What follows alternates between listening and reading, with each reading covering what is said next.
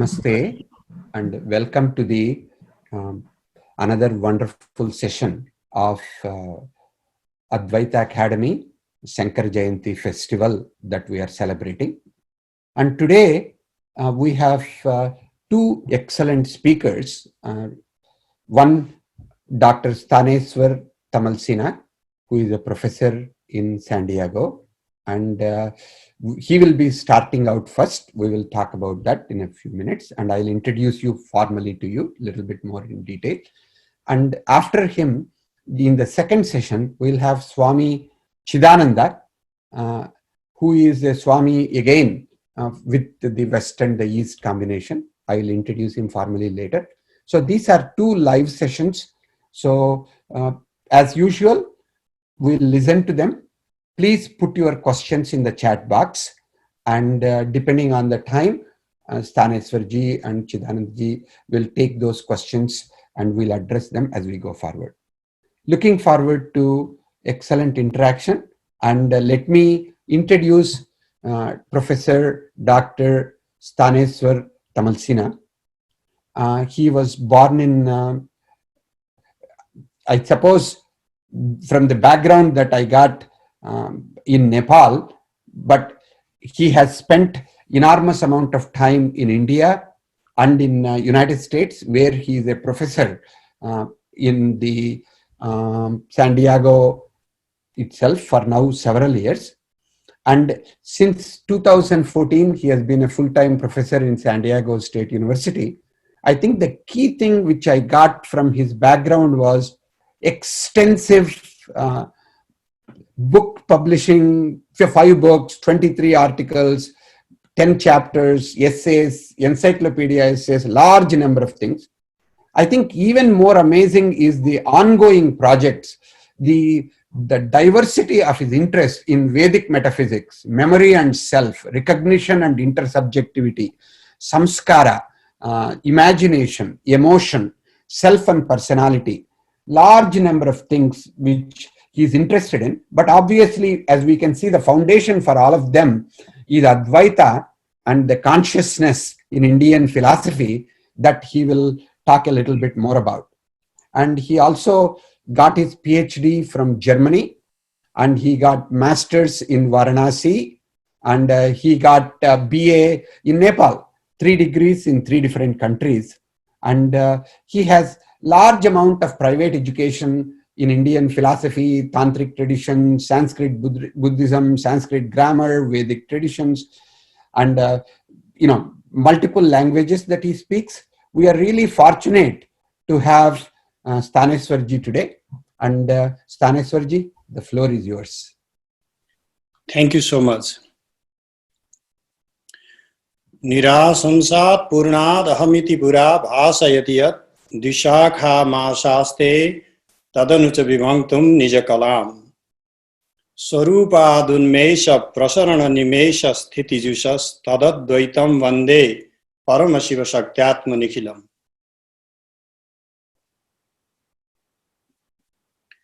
My introduction to Advaita Vedanta goes to when I was 16, and there was a monk who himself was a scholar with a PhD on Advaita Vedanta, Dr. Swami Ramananda Giri, grabbed my ears and said, "Put your mind in Advaita Vedanta, this is better than playing or anything else."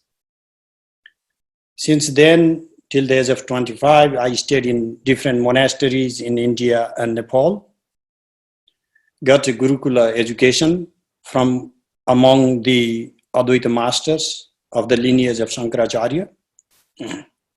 And in recommendation of the Acharyas, I went to open the department for Tantric studies.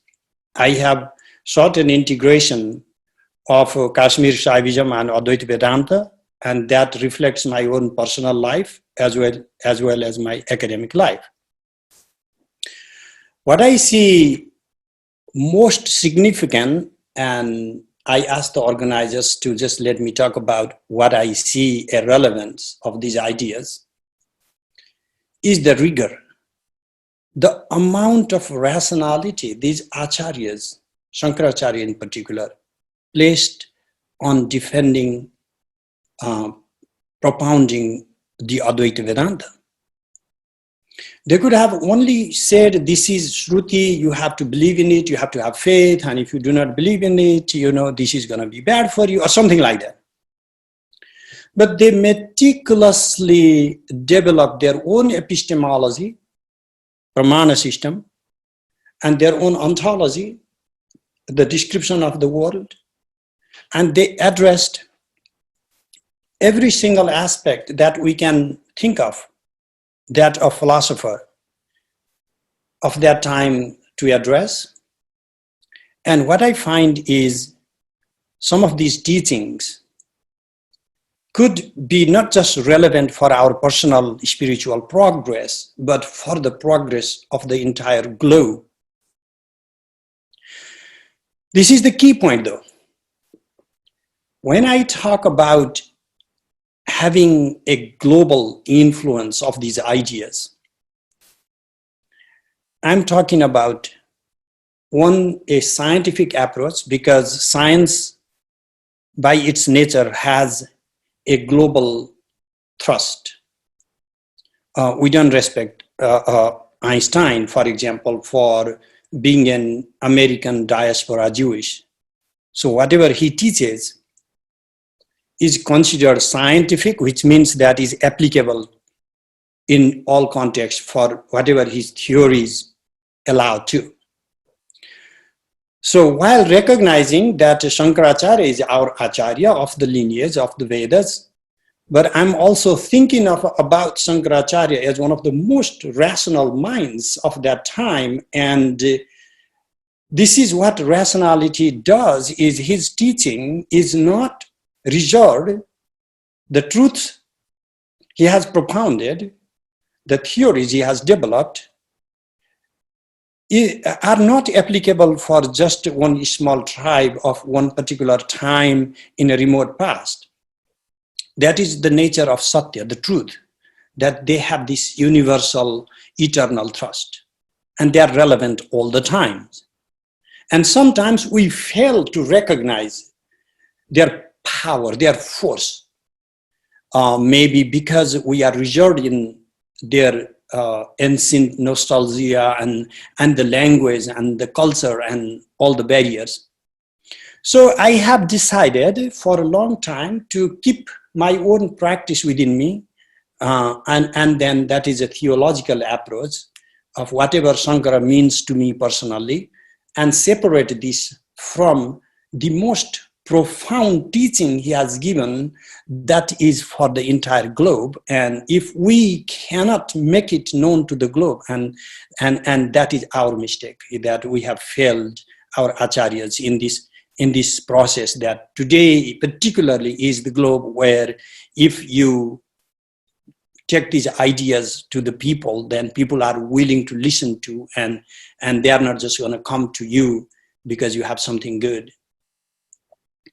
So in that regard, I wrote several years ago a book, a small book, Consciousness in Indian Philosophy. It's just a summary of one of the schools within Shankara's philosophy. I was thinking today, maybe just I will introduce a couple of the chapters, not like going through all of them, but it's some key ideas of what we can bring forth for the globe, or what type of dialogue I'm talking about when I say Advaita can compete among any of the philosophies in the world, or Shankara can compete with any of the best philosophers in the world, like what type of ideas I'm thinking of bringing to dialogue in the globe. So the first chapter in the book, I discuss the establishment of awareness only. This is a meticulous conversation on consciousness. But what does Shankara mean by consciousness? Mostly the term consciousness has itself been very confusing, because for the Western audience, there is this very deep biological understanding, materialist understanding of consciousness, reductionist understanding of consciousness, and a very dualistic understanding, very deeply dualistic understanding of consciousness. And so but the beautiful thing is very many forms of dualisms have come into crisis in the later 20th century in the critique, phenomenological critique, particularly Merleau-Ponty and Damasio, like many people in the last several decades have brought some of the fundamental defects of thinking dualistically.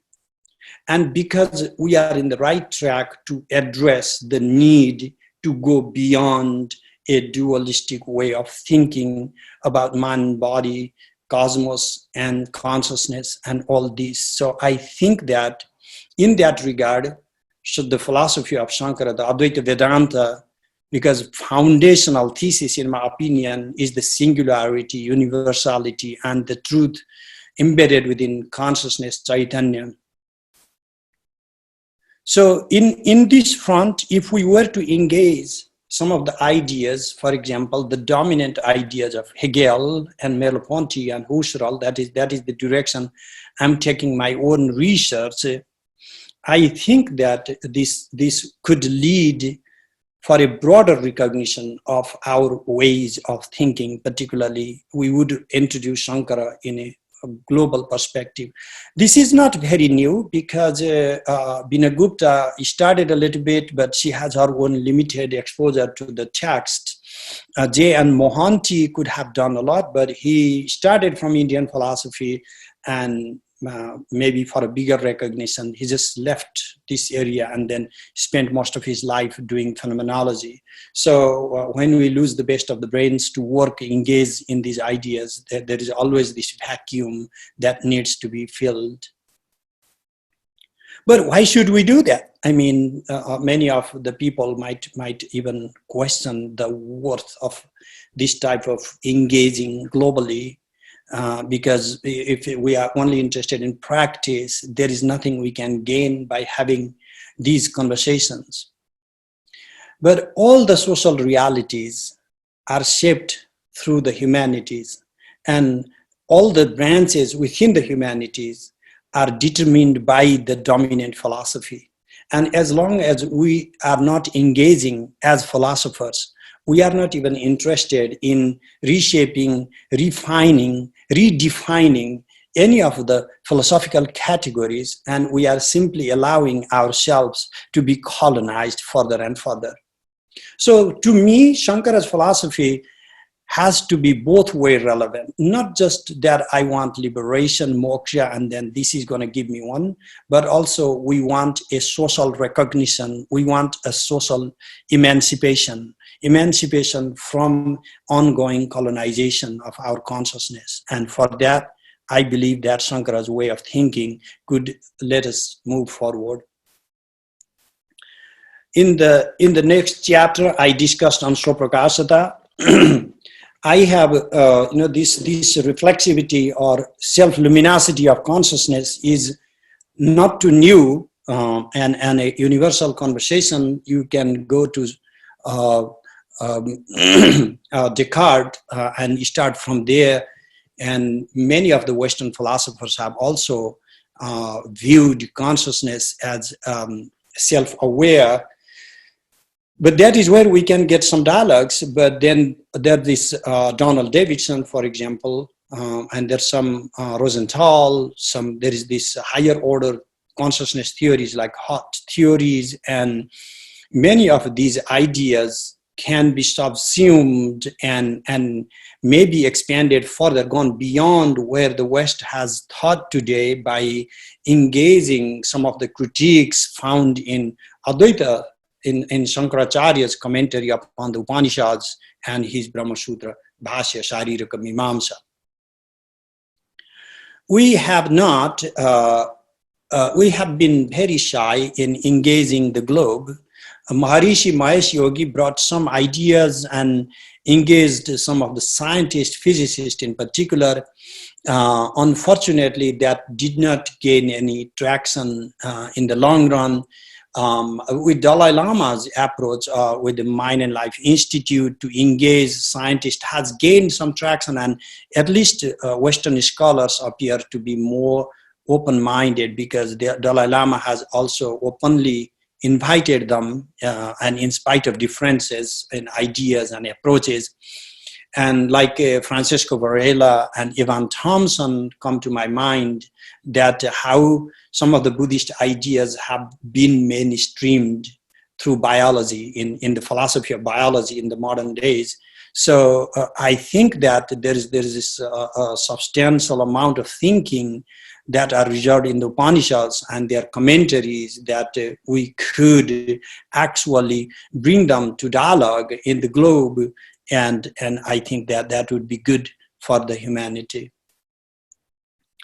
I went to discuss, while the idea of Ekajiva, the book, my book has a significant chapter on the Ekajiva, the singularity of Jiva, the living self, not just the Paramatman and Parabrahman.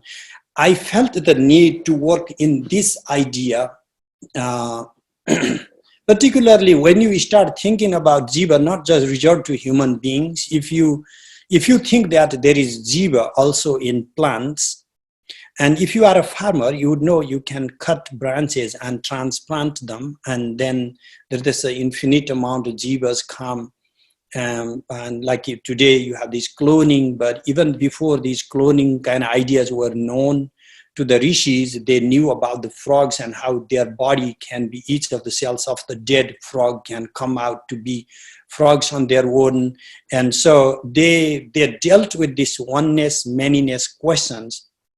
Individuation has been a central thrust of modernity and westernization.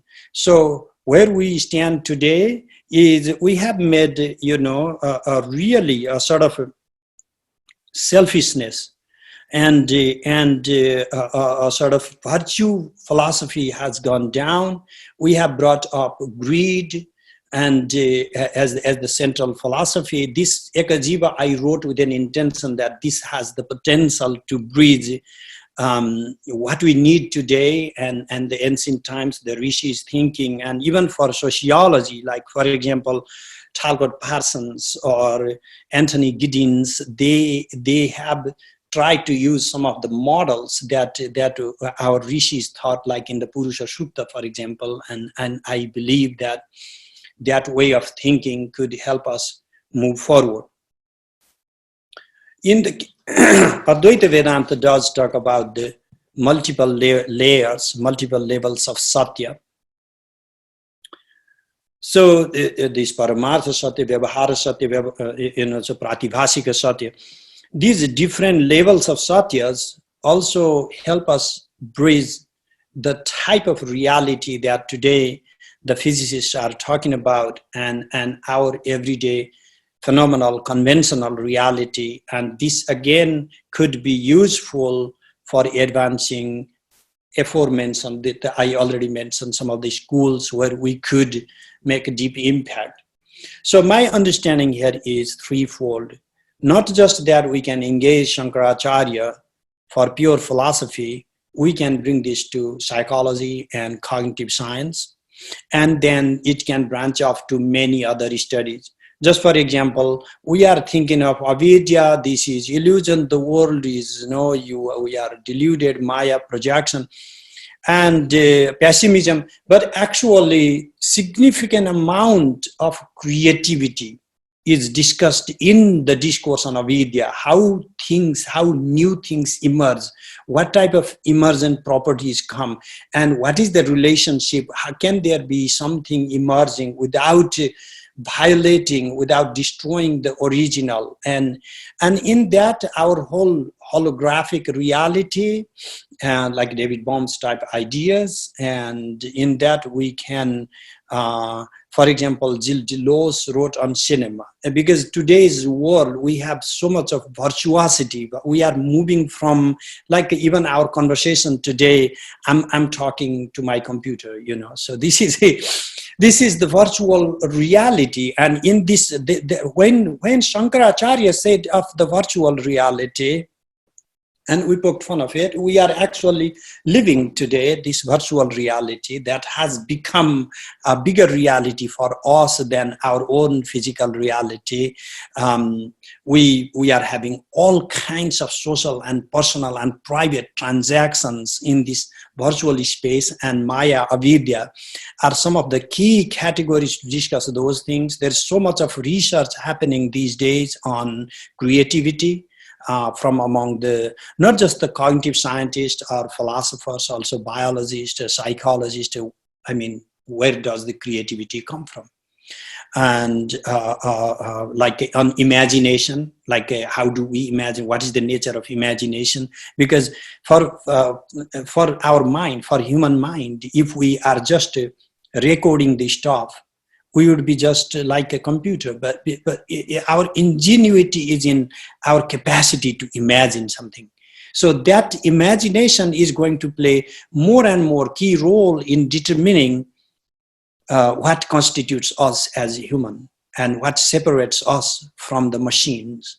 And so our fantasy world, our capacity to imagine, to create our own type of reality, to be able to dwell and to make that as real. Because engineers, like I'm talking to one sculptor in Nepal, and he's giving me detail, asking me nitty-gritty detail about what he needs from it. And then he says, like, as long as the image does not come to his mind with every single aspect, he cannot make it. So this is the power of imagination, all the visualization. That is, in my later life, I started working on this visualization and imagination, basically inspired, of course, from the Advaita, but I engaged a lot of tantric Kashmiri Shaivite materials to pursue further. In that, one of the fundamental comments people have against Advaita is this talks about oneness, and the world we live today is constituted by difference. We have a fundamental la différence. Jacques Derrida is one of the prominent philosophers to speak on difference. And to what level or in what way we are establishing difference, and whether this metaphysical difference goes in the absolute sense to the bottom of it, or this consciousness, the difference is like, also I lost the track, I checked the question, or is there also some sort of repetition, like Gilles Deleuze speaks in his Difference and Repetition. So that again, I will come to address. I am seeing some of the questions, but I'm happy to, as long as the questions start appearing, I'll be happy to go there and address them. I'm just in last two quick points, and then I'll switch to conversation. 2 points I have then goes to a critique of object. That is the 7th chapter in my book. And what constitutes objectivity?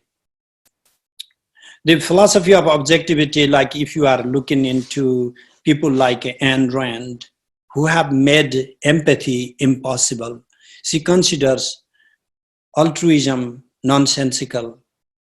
I find some of our friends enamored by some of these ideas, and it was my defining moments of in the big American social prism, where am I going to fit?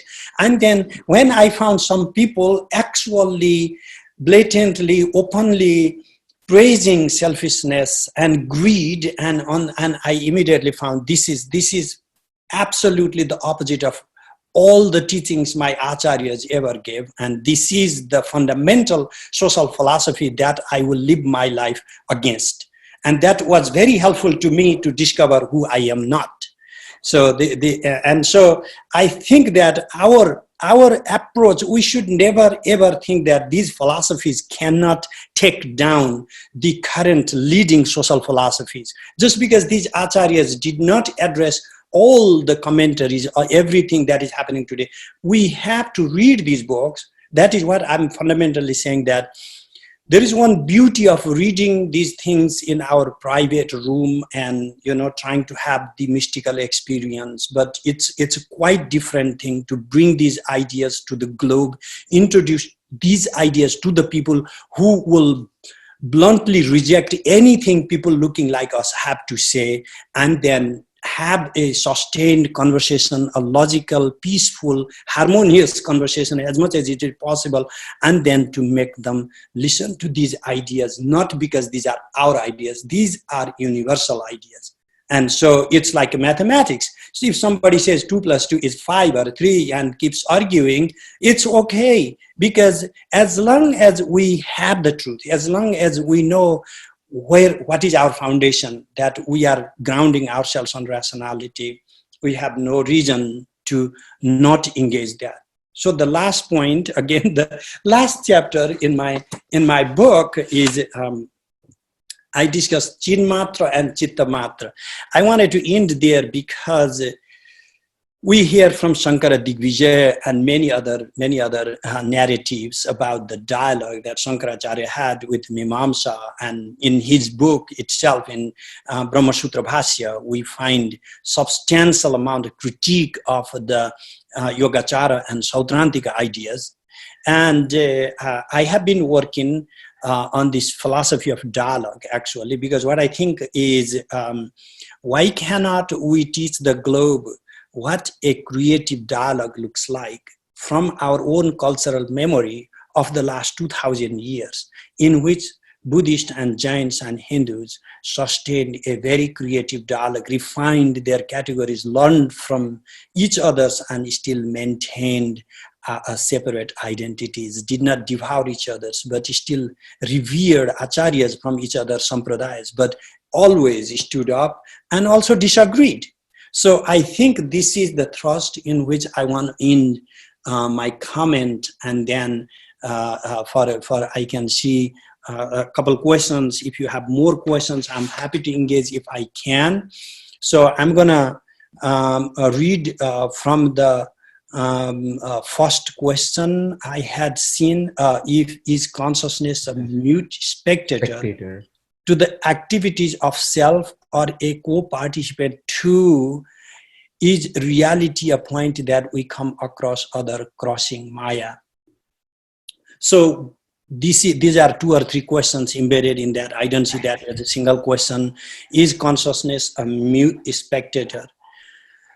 This comes back to how do we read consciousness. There are multiple ways, again, even within the Advaita of Shankaracharya. I am not reading Advaita of Shankaracharya as a only single one philosophy. In my book, Seeing an Appearance, that was published in 2006, I have traced 5-6 different schools of Advaita. So fundamentally, if consciousness is all that is there, then what do we mean by mute spectator? As if consciousness is something mutely watching and then everything else is outside of that consciousness. We are creating a vertical divide right here, and we are violating the first principle of Advaita, that Brahma Satyam. So the next thing comes about Mithya. Yeah. Jagan Mithya, they deny the world. These Vedantins are the worst of the kind. I have heard this all the time. This is not the way my gurus interpreted, okay, by the way. I have a couple of bhavanam mithyatvam. What is mithya? What is mithya? We say mithya means false, okay? Does it really? Mitha bhavanam. Mitha means mutually bhavanam, to happen in co-constitutiveness. So there are some things that stand by absolutely on their own. They do not require a mutuality. For example, teacher is not absolutely real entity. Every time there is a teacher, there has to be a student. Because in the absence of a student, there is no teacherhood. So the being as such is not a mutually constructed entity. Consciousness as such is not a mutually constructed entity. Ananda, bliss as such is not mutually constructed entity. But everything in the world depends on each other, subject and object. And that is how they are shaped. That is all mithya means. It's not, cannot I not see the world anymore? you say the world is mithya, but I still see this.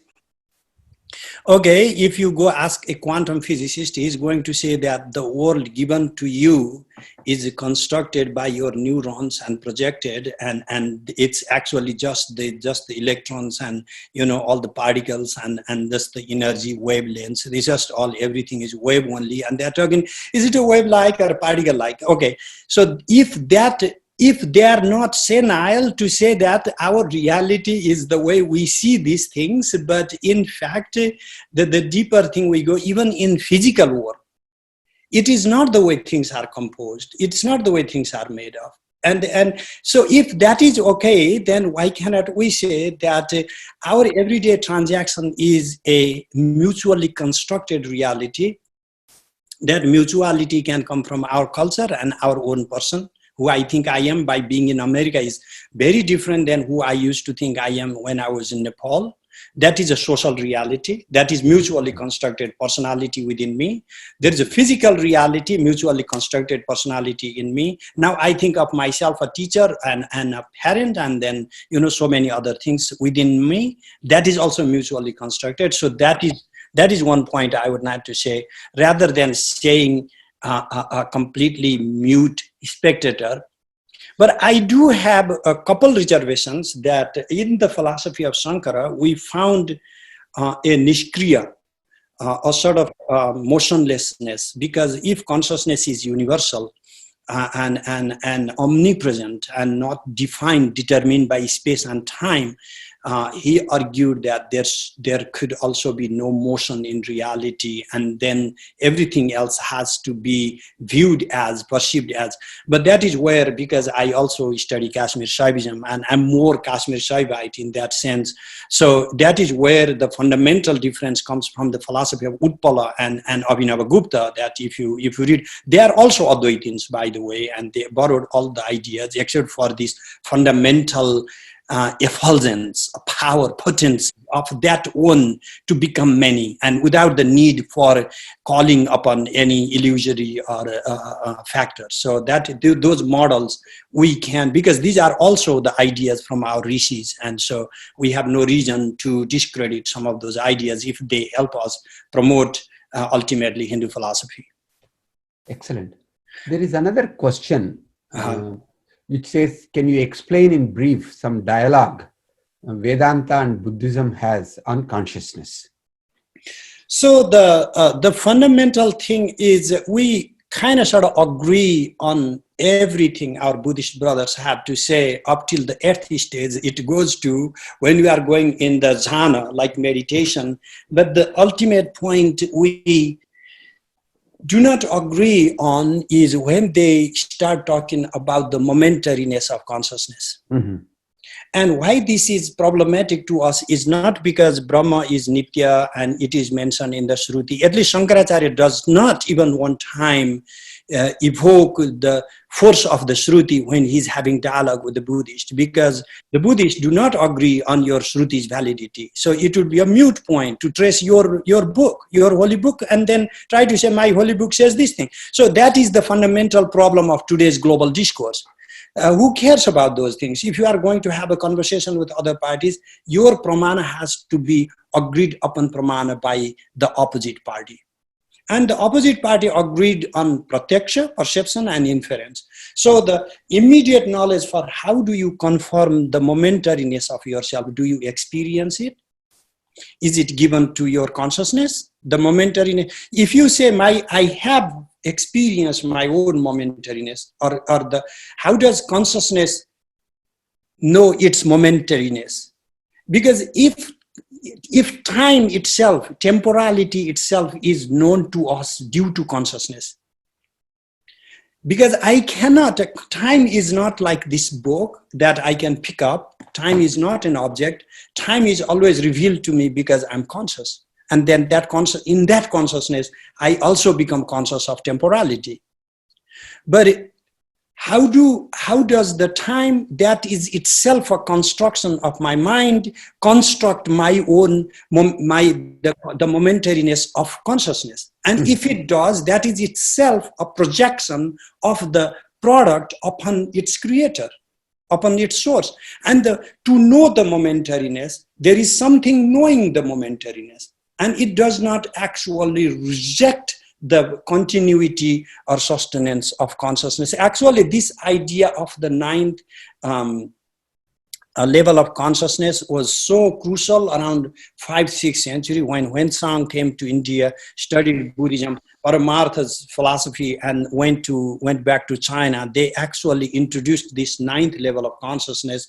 So in there, everything was, anything you can bring from India, and then that becomes like some kind of exotic Hindu Vedanta Buddhist material. The same thing happened that in China, whatever they took became Buddhism. And so the Buddhism in China is very different than some of the schools, at least, the Huensang Paramartha school, at least, which accepted this, which did not rely on the momentariness of consciousness only, went beyond that. And that is where I consider that as totally Sengwai Shelung as a continuation of Advaita Vedanta in China.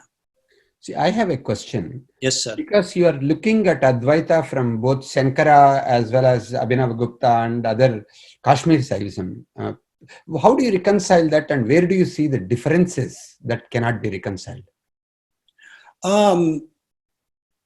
Most of the differences that cannot be reconciled are historical mute points. Okay. What do I mean is, for example, Shankara rejected Karmakanda, and it was a rejection of the ritualism, of prevalent ritualism. So in today's world, we are not debating between Mimamsa and Advaita Vedanta.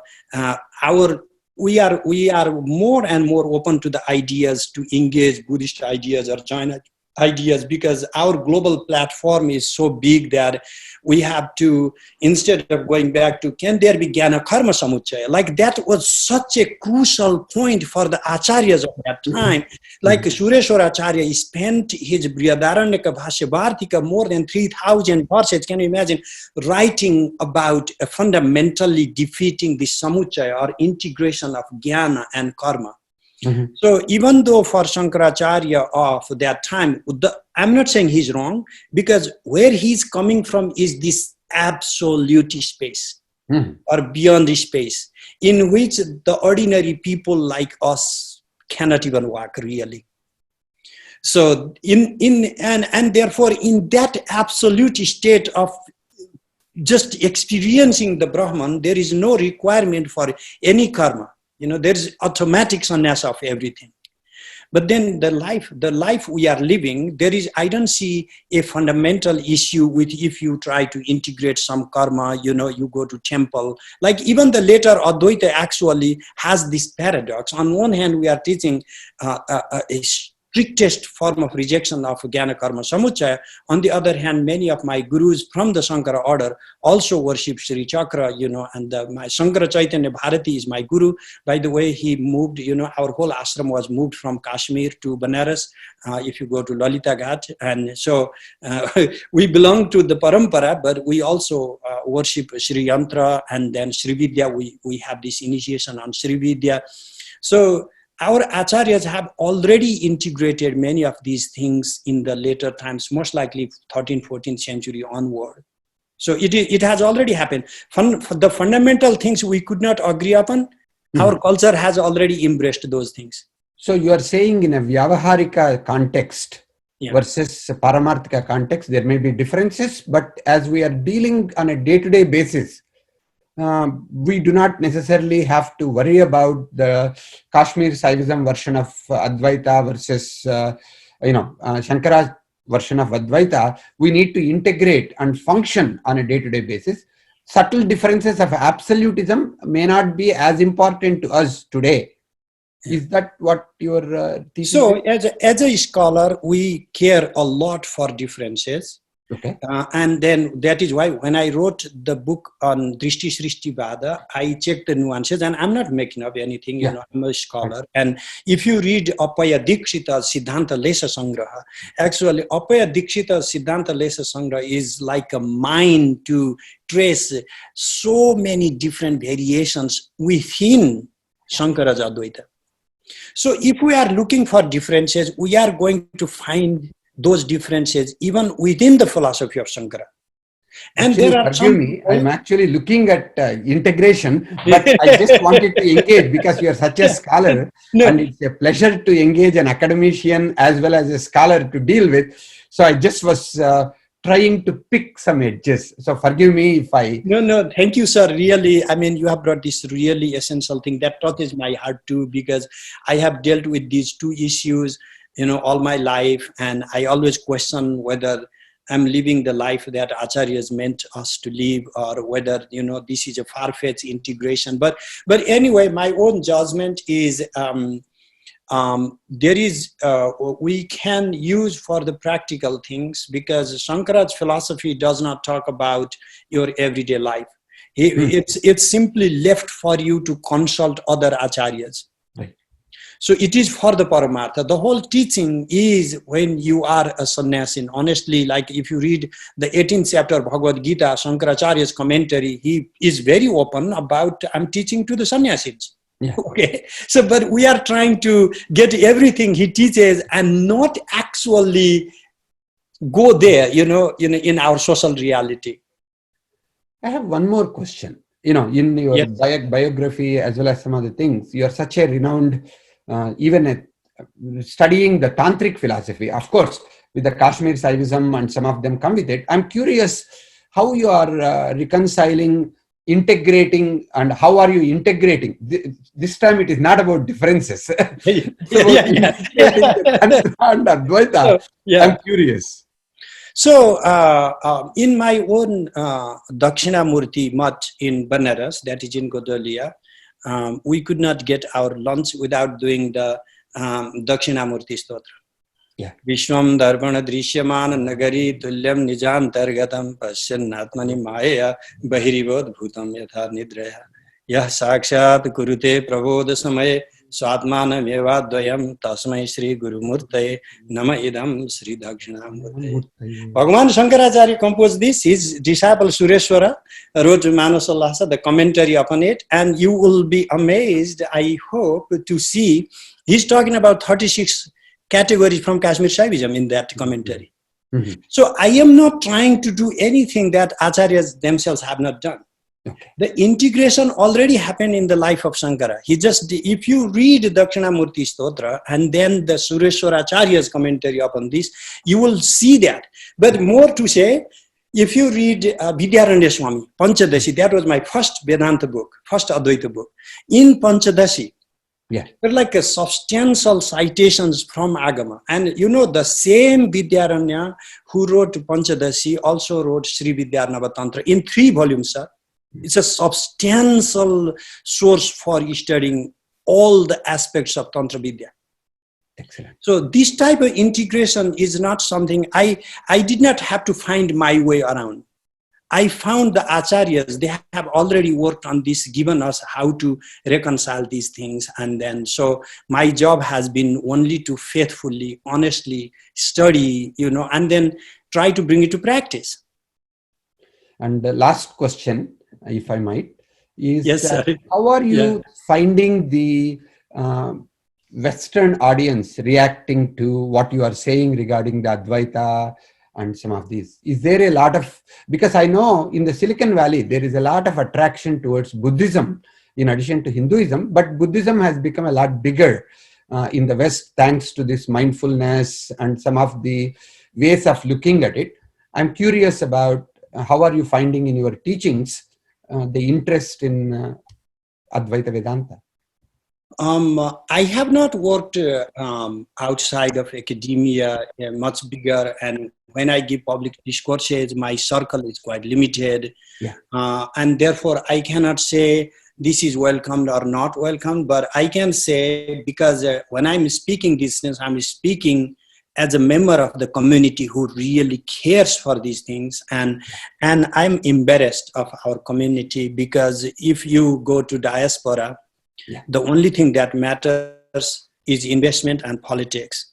And we believe that if we have our type of government in India or America, then everything of Dharma, all our ideas going to be solved. We have not invested anything, sir, on this. And we do not want to. And then what we want to do is talk politics or attack one or two scholars that we disagree with. And then we think that this, so there is a greater, just because we have amazing things, as long as today's world is like, as long as we do not package it, bring it to the audience is always open. Like I have taught many in my Advaita, like when I teach regularly, they give me one class on Indian philosophy, and my student group is diverse. I have many Christians in my class. I have many Muslims in my class. I have Muslim students from Somalia. I have Muslim students from Iraq. I have Muslim students from anywhere in the world. And I have never found ever them after 1 week or 2 weeks or 3 weeks of conversation, I have never found them being reserved and not willing to engage, not willing to study, not willing to look through the arguments of Shankaracharya or Sureshwaracharya. So because we have this amazingly rational scientific system, everything is based on logic. And there is no need to invoke God for validation of any of these claims. But as long as we are not willing to bring it to the wider audience, we are not going to find any ally in the world. That is the job we have to do on our own. And nobody else is going to do that for us. Good evening, Sthaneshwar ji. I think Prasad Kaipa's video may have been frozen. I'm going to check. This is Ravi. I actually posted a question. And sorry. Oh, Ravi, yeah, I just saw. Yes, Are people choosing? So I'm on the team that is organizing this global festival. I live in Silicon Valley. I'm an entrepreneur. And I'm really encouraged by you saying we have to invest in Dharma, and that's wonderful. So we should definitely talk offline. I'm super inspired by your message and your passion. So one of the questions I had is, throughout this week, we have been hearing that, Vedantic pursuit requires Sravanam, Mananam, and also Nididhyasanam. It takes time. You need an open mind. You need a guru. Is that the reason why people on the West are thinking it's much easier to sit quietly, maybe go after mindfulness or Buddhism? So I just wanted your thoughts on it. It could be, sir, but personally speaking, I do not think so. Why do I believe this is not the case is when people know there are two choices, one is a good choice, mindfulness, it is quick, and this Vedanta that is going to take time, and I may not be the authority, or I may not find a good teacher. We are assuming that these two things are presented to the public. My comment is these two things have not been presented to the public. There's only one presentation of mindfulness or maybe other forms. So as long as I do not see that alternative ideas are given as alternative ideas, and then it is not that Advaita cannot be made very easy either, at least in the intellectual level. I'm not interested personally to invest a lot in how the communities view their own moksha. My passion, my guru's command for myself, I could not even get a sannyasa diksha. I became a householder and I became a professor, and my own territory is academia, intellectual world. That is my battle. Everybody doesn't need to fight that, but that is my battle. So in this world, the world of reasoning, the world of rationality, even the rationality gets sidelined. That is what I have experienced, because no matter how amazing ideas we are trying to bring, if there's only one guy crying about it, nobody cares. And I am saying this philosophy could be brought to this comparison and that comparison, and we are better than this idea of Rosenthal and better than this Delos and all this, but then we don't have sustained conferences, symposiums, conversations on these ideas. So my point very is, much, Sthaneshwarji. Thank you, sir. Really appreciate it. Your scholarship is amazing.